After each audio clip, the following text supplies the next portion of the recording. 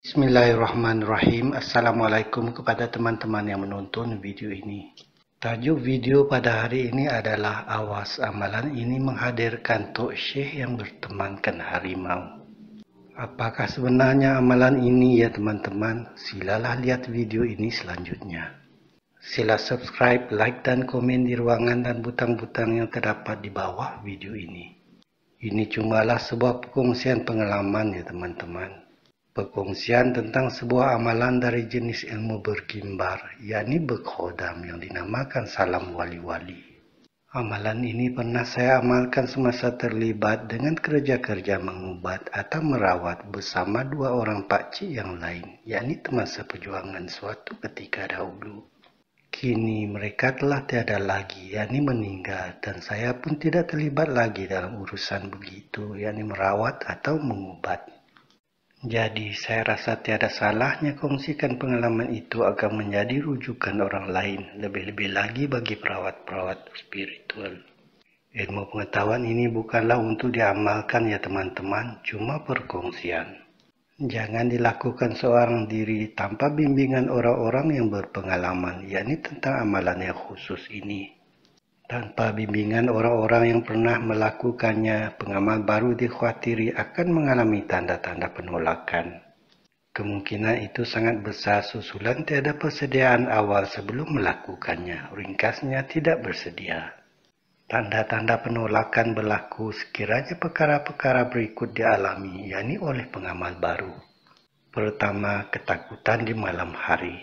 Ketakutan akan berlaku terutamanya di malam hari. Pengamal akan mengelak untuk tidur di malam hari, sebaliknya lebih memilih untuk tidur pada waktu siang. Kedua, menjauhi tempat-tempat yang gelap dan redup. Mereka akan selalu menjauhi tempat-tempat yang gelap tanpa lampu atau cahaya yang redup. Mereka selalu ketakutan dan tidak suka duduk bersendirian. Tiga, menjadi lemah semangat dan mudah pingsan. Semangat dan kekuatan hati mereka menjadi lemah. Mereka menjadi fobia terhadap perkara-perkara tertentu seperti pokok-pokok besar, rumah-rumah kosong, hutan atau seumpamanya. Malah mungkin saja bilik-bilik tertentu di rumah sendiri pun akan dijauhi. Mimpi-mimpi ngeri boleh terjadi dengan kerap bagi mereka. 4. Suka mengawal diri, emosi, tindakan atau lain-lain. Mereka mungkin akan menjadi cepat marah, sukar bertenang, atau mungkin menjadi histeria. Itu semua susulan daripada keadaan tidak tenang kerana kurangnya pengetahuan dan persediaan sebelum beramal. Tambahan lagi jika tidak dibimbing oleh orang-orang yang berpengalaman. 5. Hidup menjadi sukar. Dengan berlakunya perkara-perkara di atas tadi, hidup akan menjadi sukar. Masyarakat akan menjauhi mereka, keluarga juga tidak senang. Mereka akan dipanggil gila isim. Rezeki menjadi berat dan kerja-kerja tidak menjadi. Banyak perkara akan menjadi sukar. Di atas tadi adalah contoh-contoh biasa tentang tanda-tanda penolakan itu ya teman-teman. Jika ia terjadi, jelas sekali mereka tidak bersedia dan tiada bimbingan. Orang-orang begini harus dirawat dan ditutup mata batin mereka agar keadaan tidak menjadi bertambah teruk. Seterusnya saya akan menjelaskan serba sedikit tentang amalan atau ilmu bergimbar, yakni berkhodam berdasarkan pengalaman dan pemerhatian selama melibatkan diri, yakni dalam merawat atau mengubat suatu ketika dahulu ya teman-teman. Maknanya ini adalah pandangan pribadi saya, lain orang pula tentu lain pengalamannya. Jadi perkara ini yakni ilmu bergimbar masih boleh dijadikan perbahasan. Ilmu bergimbar terbagi dua jenis yang utama, iaitu pertama gimbaran hak, kedua gimbaran batil. Pertama gimbaran hak. Hak maksudnya benar, gimbaran hak pula bermaksud ilmu bergimbar yang menjurus perkara-perkara kebenaran, kebaikan, manfaat, kesembuhan dan seumpamanya dalam melakukannya. Ia menjauhi unsur-unsur kesyirikan pada setiap perkara yang berkaitan seperti bacaannya, doa atau zikirnya, ayat yang digunakan, tata cara ia dilakukan, persyaratan, niat melakukannya, iktikad di dalam hati dan lain-lain.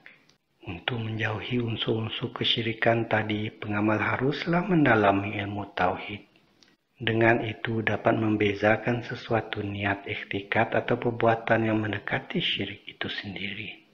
Keperluan ini yakni mendalami ilmu tauhid merupakan satu daripada persediaan asas sebelum mengamalkannya yang akan saya jelaskan kemudiannya. Tanpa ilmu tauhid yang cukup, seseorang pengamal akan mudah tersasar. Kerana itu pentingnya ada guru pembimbing yang berpengalaman. Tentang amalan yang khusus begitu. Tiada persyaratan yang ketat atau pelik dalam mengamalkan ilmu bergimba yang hak, seperti melakukan ritual-ritual tertentu, tiada persediaan hidangan atau sesajin, tiada tumbal atau melakukan korban, tiada sebarang perjanjian dimeterai, tiada kebergantungan terhadap gimba atau khodam tersebut. Kebergantungan boleh merisikokan tersasarnya niat atau iktikad di hati pengamal. Dengan itu, kesyirikan boleh terjadi terutamanya bagi pengamal-pengamal yang tidak mendalami ilmu tauhid atau tiada guru pembimbing tadi. Gimbaran hak biasanya akan hadir pada waktu-waktu yang perlu tanpa diminta, seperti hadir ke dalam mimpi memberi petunjuk, penyelesaian, tanda atau alamat tentang sesuatu permasalahan atau penyakit yang ingin diubati. Menjadi pemerhati atau teman yakni secara langsung atau tidak langsung semasa melakukan skill-skill ruhaniah seperti terawangan, meraga sukma, jelajah mimpi atau seumpamanya. Memberi peringatan yakni dengan cara tersendiri tentang sesuatu bahaya, mudarat, musuh atau lain-lain. Di atas tadi beberapa contohnya sahaja ya teman-teman, sedangkan berbagai perkara boleh saja berlaku bersama hadirnya gimbaran hak ini. Baik secara disedari atau tanpa kita sedari. Untuk menyadari, merasakan, malah melihat hadirnya ia, seseorang pengamal haruslah membuka mata batinnya. Hijab atau kasaf akan beransur tersingkap, yakni dinamakan mukasyafah. Itu juga merupakan satu daripada persediaan atau keperluan asas sebelum mengamalkan ilmu begini ya teman-teman. Jadi itu kita dapat membezakan sensitiviti dan gerak hati menjadi tajam, pandangan menjadi jelas. Saya akan jelaskan kemudiannya.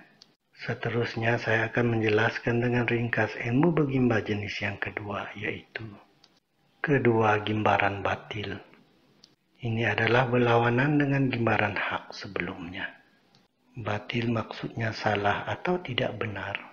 Gimbaran batil pula bermaksud ilmu bergimba yang menjurus perkara-perkara yang tidak benar, salah, keburukan, dosa, tidak bermanfaat, penyakit, racun, kemudaratan, siksaan, hukuman atau seumpamanya.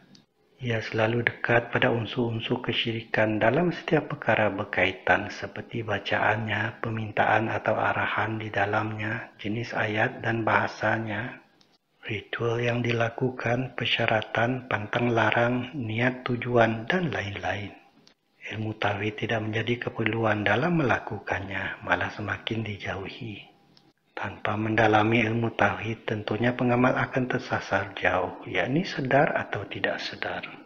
Ilmu bergimba jenis ini selalu disusuli persyaratan yang ketat dan pelik seperti ritual-ritual tertentu, hidangan sesajin, kurban atau tumbal, darah atau seumpamanya. Akan ada perjanjian darah di antara pengamal dengan gimba atau khodam tersebut, malah mungkin sehingga ketujuh keturunan pengamal tersebut. Saka dalam masyarakat Melayu merupakan satu daripada contohnya ya teman-teman. Terdapatnya kebergantungan penuh si pengamal dengan gimba atau khodamnya itu. Si pengamal akan selalu didampingi oleh pendampingnya. Itu sifatnya gimbaran batil ya teman-teman. Mereka lebih sesuai disebut orang suruhan, pelaksana perintah atau arahan atau pembantu berbanding dengan sahabat. Gimbaran batil selalu mendamping pengamalnya kemana sahaja dia pergi. Pada pengamal yang memiliki lebih dari seorang pendamping, mereka akan hadir apabila diminta, yakni dipanggil untuk melakukan perkara-perkara tertentu. Seperti menghantar santau gaib, merasuk, mengenakan sihir hukuman kepada musuhnya, memukau mangsanya, atau lain-lain. Yakni yang menjurus kepada keburukan atau kebatilan. Video sebelum ini yang bertajuk Santau, penjelasan tentang jenis-jenis santau, juga ada menjelaskan tentang sejenis santau gaib yang dinamakan santau seru, Ya adalah contoh ilmu bergimbal jenis batil begini ya teman-teman. Sila rujuk video tersebut untuk mengetahui penjelasannya. Itulah bezanya di antara gimbaran hak dengan gimbaran batil tadi ya teman-teman. Berikut pula saya senaraikan keperluan-keperluan asal sebagai seseorang yang ingin mengamalkan ilmu bergimbal yang hak, yakni bukan yang batil. Dengan mendalami dan melakukan senarai-senarai keperluan ini, seseorang itu telah dianggap bersedia. Namun harus ada guru pembimbing di sepanjang pengisian dilakukan. Ini akan mengelakkan risiko tersasarnya niat atau iktikad tetap pada jalan yang benar atau betul. Pertama, mendalami ilmu tauhid atau usul atau Islam, iman dan ihsan agar terhindar dari kesyirikan dan tetap di jalan yang lurus. Kedua, memulakan setiap sesuatu dengan bismillah agar setiap amalan itu adalah lillahi ta'ala. Ketiga, menjauhi keluh kesah, yakni mengeluh agar menjadi seorang yang reda pada ketentuannya. Empat, menjauhi amarah kerana amarah adalah tingkat terendah pada roh manusia, yakni roh amarah. Sedangkan seseorang pengamal haruslah mensasakan berada pada tingkat 4, yakni roh tenang, atau 5, yakni roh reda. 5. Melakukan suruhan wajib, meninggalkan larangan haram dan merutinkan amal ibadah sunat. Kerana ia merupakan jalan ke arah mendekatkan diri kepadanya. Dialah penentu terijabahnya doa atau amalan kita nantinya. Tiada yang lain selain dia. 6. Zikir tetap di hati atau di lidah pada apa jua situasi kita. Dengan itu kita menjadi tenang, mudah menilai dan dapat berfikir dengan baik. Malah 1001 faedah dengan berzikir ya teman-teman. Contoh-contoh zikir yang baik adalah seperti kalimah tauhid, yakni la ilaha illallah. Salawat Jibril, yakni sallallahu ala Muhammad, surah Al-Ikhlas ayat 4 atau lain-lain. 7. Penyucian hati pada pengamal akan terjadi kerana istiqamah zikir dan kebiasaan yang dilakukannya melalui cara-cara di atas tadi. Hati menjadi bersih suci secara beransur-ansur. Ia, yakni hati, adalah panca indera yang keenam. 8. Penyucian hati yang berlanjutan akan memungkinkan terjadinya mukasyafah, yakni kasyaf tersingkap. Seterusnya terjadi musyahadah, yakni penyaksian tentang rahsia-rahsia alam. Ini terjadi susulan pengamal telah menjadi peka, yakni muhadarah kerana mata hati telah terbuka. Ia juga dipanggil mata batin. 9. Pengamal yang menjadi peka tadi akan dapat merasakan kehadiran tenaga ruh pada dirinya. Ia adalah tenaga ketiga dalaman diri pengamal sendiri, menyusul zahir dan nafas. Dari itu dapat dimajukan, yakni tenaga ruh tadi. Skill-skill atau kemahiran-kemahiran rohaniah seperti terawangan, meraga sukma, jelajah mimpi atau seumpamanya akan mudah dikuasai sekiranya ini berlaku. Dalam soal ilmu bergimbal pula, pengamal akan mudah merasa dan dapat melihat. 10. Kepekaan pada pengamal tadi menjadikannya mengetahui setakat mana tingkat ruh pada dirinya. Jadi itu dia sedar bahawa ia boleh ditingkatkan. Jalannya tidak lain adalah dengan mendekatkan diri kepada penciptanya, yakni Allah.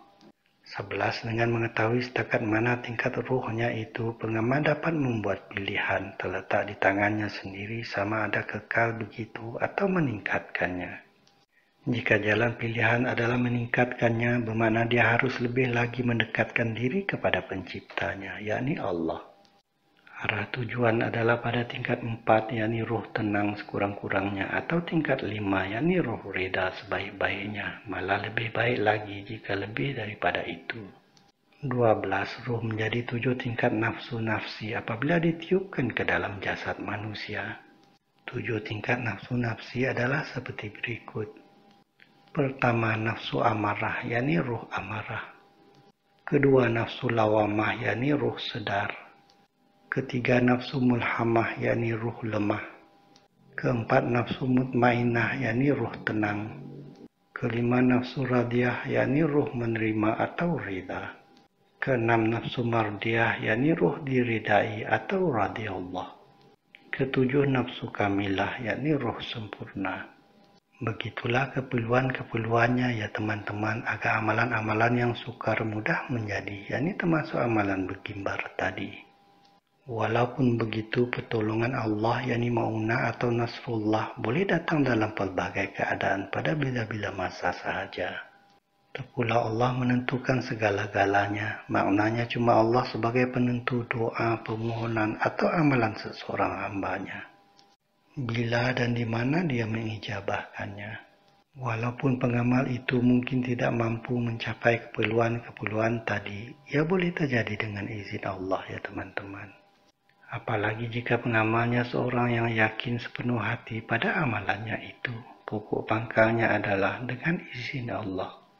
Berbalik pada tajuk asal video ini yaitu awas, amalan ini menghadirkan Tok Syekh yang bertemankan harimau. Bacaan amalan yang dimaksudkan berbunyi begini. Bismillahirrahmanirrahim. Astur ya ahlal waktu, ya rijalul ghaib, ya atqiya, ya nukba, ya nushba, ya abdal, ya autar, ya gaus, ya kutub, ya bulya ibnul mulkani, ibnul sam, ibnul nuh.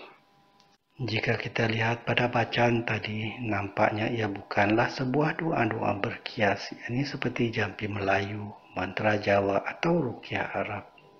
Bukan juga sebuah doa atau permohonan, bukan juga arahan-arahan tertentu, bukan juga kalimah atau ayat-ayat atau zikir-zikir atau hizib-hizib tertentu.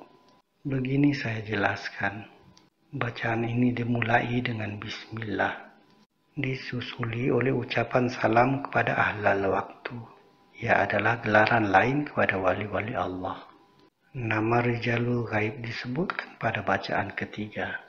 Sementara nama-nama lain yang menyusul adalah Atqiya sehinggalah ke Kutub pada bacaan keempat hingga ke-10.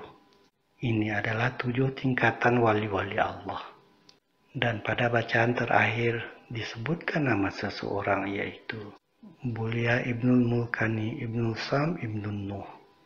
Ini tidak lain adalah nama sosok misteri yang digelar Nabi Khidir ya teman-teman. Nampaknya bacaan tadi hanyalah ucapan salam kepada wali-wali Allah dan Nabi Khidir alaihi salam. Ini juga berkaitan dengan wasilah atau tawasul dalam beramal, ringkasnya begitu. Cara mengamalkan bacaan tadi pula adalah seperti ini. Pengisian amalan ini harus dilakukan selama 40 malam berturut-turut, yaitu ketika atau selepas bunyi kokokan ayam yang kedua, yakni di sekitar jam 2 pagi. Sebaiknya pilihlah malam Jumat untuk memulakannya. Bangunlah untuk bertahajud ya teman-teman, yakni setiap malam selama 40 hari tadi. Selepas melakukan sembahyang tahajud, lakukanlah sembahyang sunat hajat 2 rakaat dan memohon kepada Allah agar amalan ini menjadi makbul. Setelah itu bacakan seperti berikut. Pertama, A'udzubillahi minasyaitonirrajim. Bismillahirrahmanirrahim. Sebanyak 3 kali. Kedua, Bismillahirrahmanirrahim. Allah wa la haula wa la quwata illa billahil aliyil azim. Yani sebanyak 3 kali. Ketiga, Allahumma salli ala Sayyidina Muhammad wa ala ali Sayyidina Muhammad, yakni sebanyak 3 kali. Keempat, surah Al-Fatihah 1 kali. Kelima, surah Al-Ikhlas 3 kali. Keenam, surah An-Nas 1 kali. Ketujuh, surah Al-Falaq 1 kali. Kelapan, bacakan bacaan amalan ini, yakni salam wali-wali tadi sebanyak 40 kali. Lakukan seperti di atas dan bacakan 8 bacaan itu selama 40 malam berturut-turut, yakni selepas sembahyang hajat tadi ya teman-teman. Setelah itu maka tamatlah pengisian amalan ini. Begitu sajalah perkongsian saya tentang sebuah video yang bertajuk Awas, amalan ini menghadirkan Tok Syekh yang bertemankan harimau itu tadi ya teman-teman. Jika suka dengan video ini sila subscribe, like dan komen ya. Semoga bermanfaat video pengungsian ini untuk menambah ilmu pengetahuan kita tentang amalan-amalan lama seperti itu. Sekian saja saya akhiri dengan Assalamualaikum.